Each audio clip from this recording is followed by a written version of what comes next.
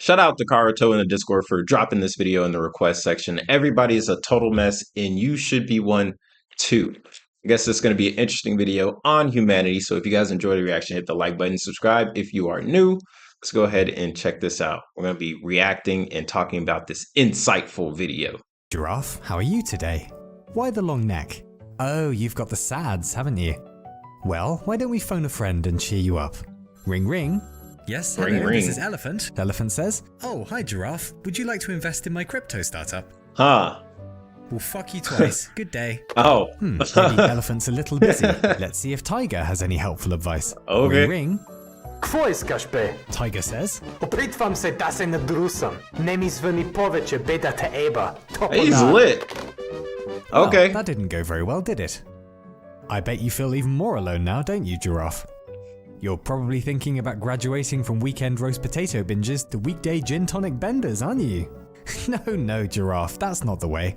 Probably. Now look, Probably. the world is awful at times, it really is. The only thing I dislike more than living here is myself. But that's okay, we all get the blues sometimes. It'd be weird not to, considering how strange everything is. Perhaps the real problem is that we've built a culture where we aggressively enforce the idea that confronting the sad truths of the world is unhealthy or weird, despite the fact that we all do it, that we have to. It's and normal. That actually, at the bottom of it, underneath kind regards and birthday cards, everybody is a total mess.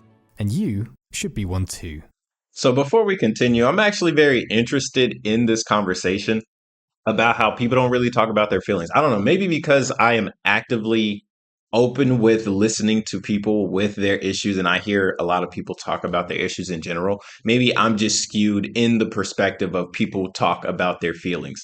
But I'm pretty sure, yeah, a lot of people are having this issue of not talking about what's messed up in their world, because everybody has bad parts of their lives, man. And if anything, I would hope more people are getting open to the fact to expressing that within people that they trust. Well, let's continue.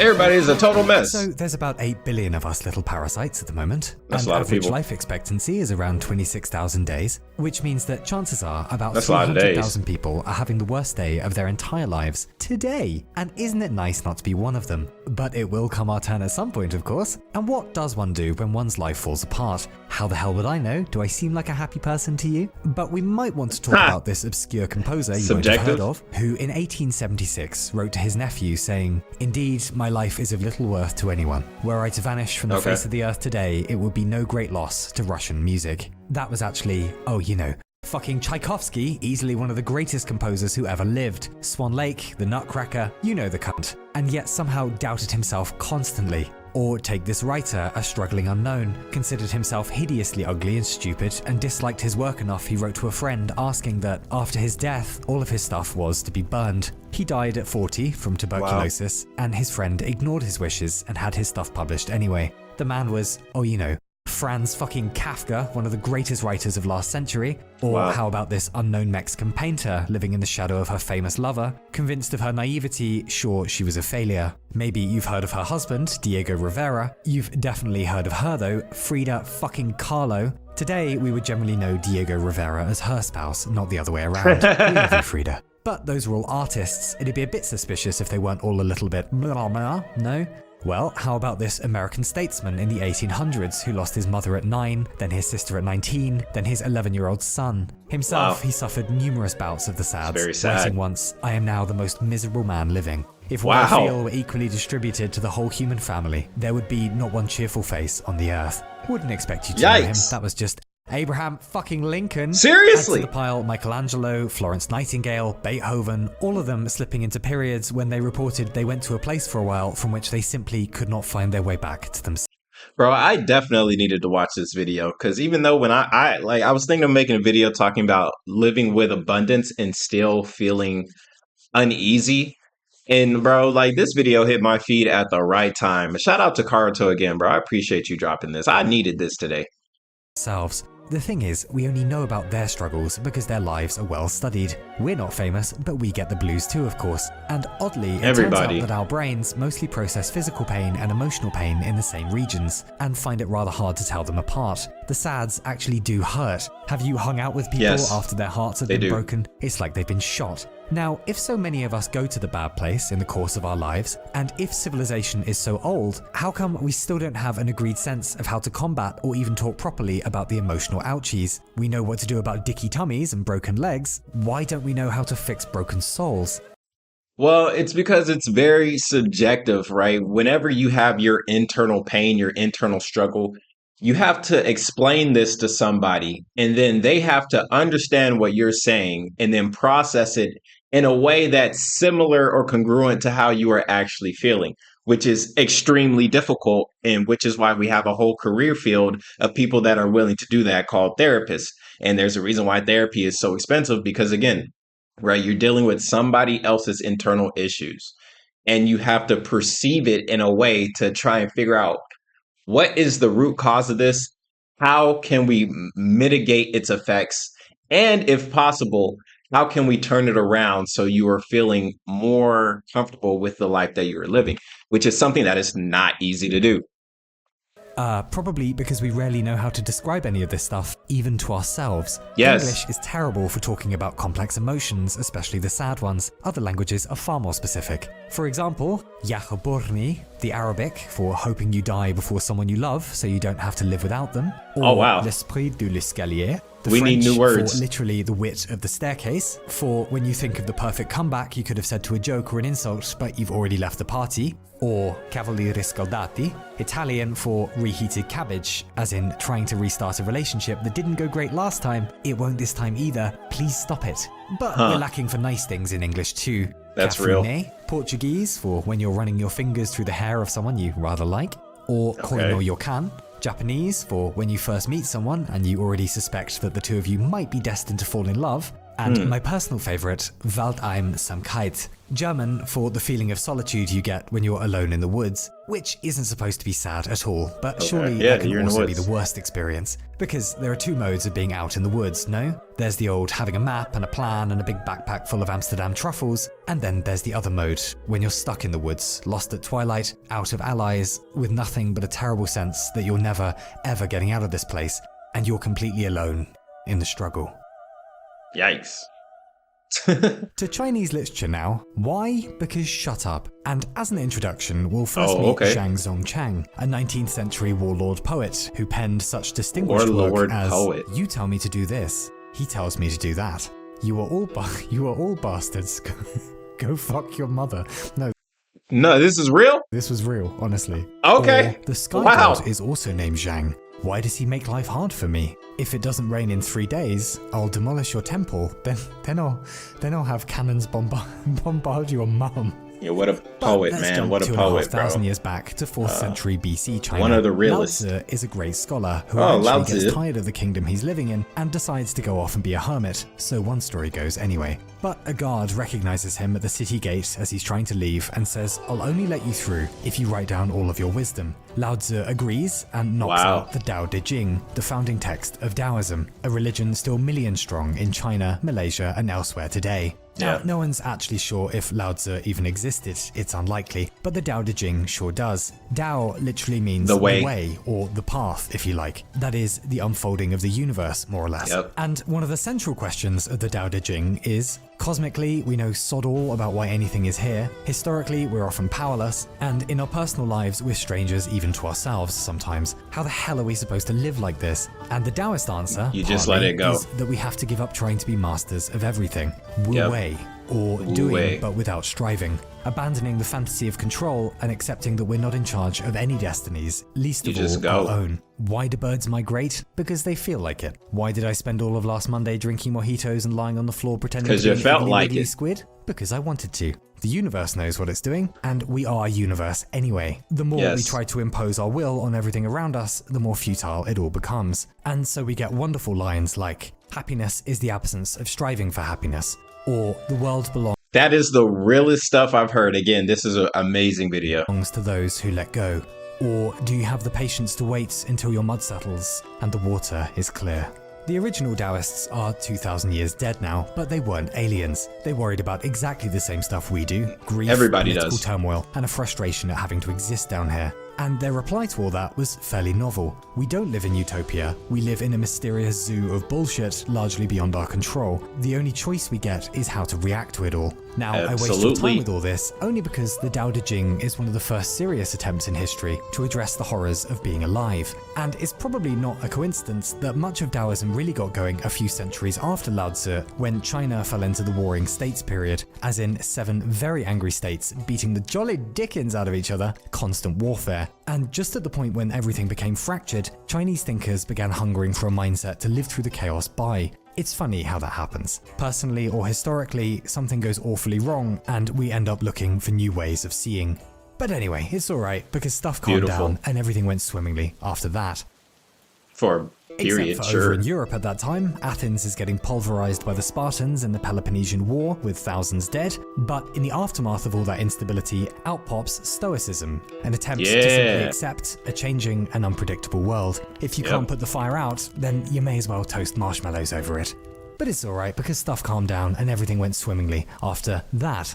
For a period. Except then in 64 AD, with the Great Fire of Rome destroying just 70% of the city. Then 79 AD, with Vesuvius the volcano going off and barbecuing thousands of people. Then 165, with the Antonine Plague sweeping through the Roman Empire, killing, just 10 million people. But it's alright because stuff calmed down and we're just in time for what's sometimes called the worst year in recorded human history, 536. A mystery fog has just turned up, probably thanks to a volcano going off in Iceland. The fog will last for almost 2 years, turning the sun into more of a cloudy moon. It'll be the coldest decade in 2.5 millennia. Crops start to fail because obviously widespread famine gets going, setting the stage in a few years for the Justinian plague, which will kill eventually tens of millions. Then 755 and the An Lushan rebellion begins in China.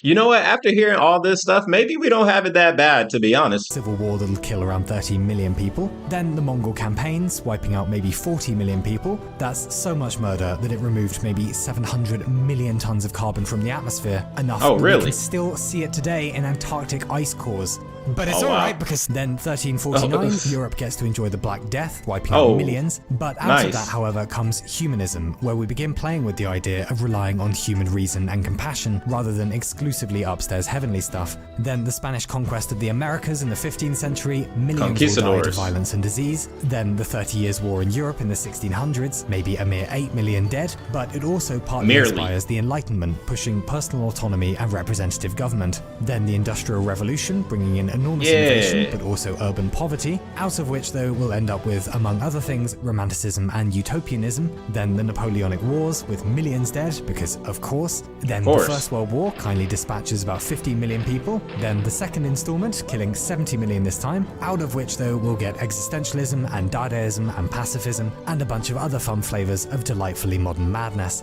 It'd be better not to have the tragedies in the first place, but it is pretty neat how resilient we can be, even as everything goes down the toilet in our own little lives and on the big global stage. And that we know, just as well as our ancestors did, life is cruel and intolerably awful at times, but if one dares to stare directly into the unavoidable abyss of pain, loss and tragedy, stare back at you. At the other end is often new eyes. And maybe beer as well, I don't know, I fucking hope so. But it's alright. Man, forget a beer. Light a joint. Because here in the present, stuff has finally calmed down, and everything is definitely going to go just swimmingly from now on. Sure. For a point. I used to see my neighbour in the lift of my apartment block sometimes. He was about 40 and always disgustingly optimistic. I would tell him how I'd just broken my foot or had my bike disgustingly stolen, and he'd say something like, "Oh, but that's great, you must have learned so much about yourself." These responses always made me want to go out and purchase very pointy medieval weaponry, and so I started avoiding him. Then a bit later, I was in the basements of the block storing some stuff and found an old public death notice. And the notice happened to be talking about my neighbour's wife. It turned out she had died a few years before. I stopped avoiding my neighbour after that. His relentless positivity was still sort of irritating, but in it now I saw an incredible quiet strength that I never stopped admiring. Oh no, I thought. Everyone is secretly broken, aren't they? Being a kid is this weird experience of everyone older introducing you to the world. Oh yeah, they say, there's the library, and there's the cinema, and the bakery, and that's the cave of hopeless despair you'll end up in sometimes, where all of your dreams are savagely crushed for no obvious reason. and you scream into it and you go, ah, I can't take this shit anymore. And then you cry for about 30 minutes and then you pick yourself up and then you go outside the cave like nothing happened. And you say, sorry, what? And they say, oh, and over there is the juice bar. But something happens or nothing happens, and one morning, a little older, you do wake up in the cave, seemingly alone. It's very dark in there, and you wander about for a while, but you can't find the exit. No problem, you think, I've got this compass. But the needle just keeps spinning. No problem, you think, I'll dig my way out. But soon your hands are bloody, so you abandon that. No problem, you think, I'll just wait for rescue. But all you hear are the distant voices of the rest of the world on the beach outside, apparently having a lovely time without you. And so you carve your name into the rock, because what else is there to do here but sit in misery and wait for nothing? But you do come out of the cave again, of course, often with the help of friends, or sometimes via events just as mysterious as those that brought you in here. But you come out of despair and fall back into the world, and hopefully everything is fine once more. Strangely though, perhaps a while later, you pop back to the cave out of curiosity, but with a torch this time, and find that your name was not the only signature on the wall. There were hundreds of signatures of everyone you've ever known, millions from all the others who did their lonely time in here as well. Because it would be odd to go an entire life without occasionally losing the plot. It would be weird to live as a talking primate, knowing just enough to know that we know basically nothing, surrounded by disasters, losing people forever as we do, and not have a bit of a fucking wobble now and then. It isn't amazing so much chaos and suffering has happened across history. Rather, it's amazing that it happened and we're still here, still being decent sometimes. That in spite of all the horrors, we still came up with democracy and aspirin and winter fashion for cats. That we continue to continue in the face of loss and despair. And because of that, because we continue, a while from now we get to stand on the high cliff looking out on the warm day with all of our wisdom as we experience yet another feeling we don't have a word for in English, énouement. The strange sense at having arrived now in the future and wishing you could tell your past self that everything will be okay. It'll always be okay. Until the next time you take a little vacation in the cave of despair perhaps, and another version of you waits quietly ahead in the future, having braved those hard times as well, so that you can return back to yourself once again, as we always do. So beautiful.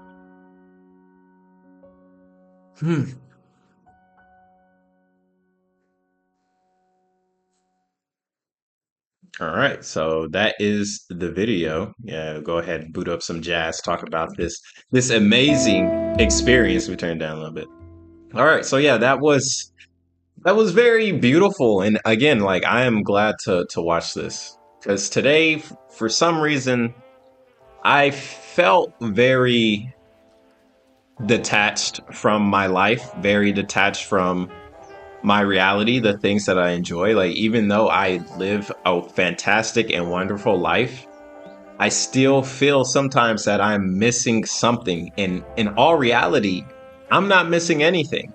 And you might not be missing anything either, but you feel like you are. You feel like, I gotta get that next milestone, or I gotta get that next goal. It's like, earlier when I was writing down everything I'm thankful for and I'm grateful for, I was feeling a lot better. But I was also still like figuring out like what am I missing? What is not here? And honestly, I think that feeling is normal, and I think you can fix that feeling or patch that feeling by going into the next stage of your development. So whatever the next chapter is in your story, getting to that chapter might be what you're missing. So it might be going off to college or getting a new career, or hey, maybe leaving a relationship and finding a new one. No clue what it is, but we're all on that journey, ladies and gentlemen. So yeah, absolutely beautiful video. And I did learn from it. So thank you guys for watching this. If you enjoyed, hit a like button, subscribe if you're new. Karuto, thank you so much for sending this in. I really needed this. And I'll see you guys on the next one. Y'all be safe.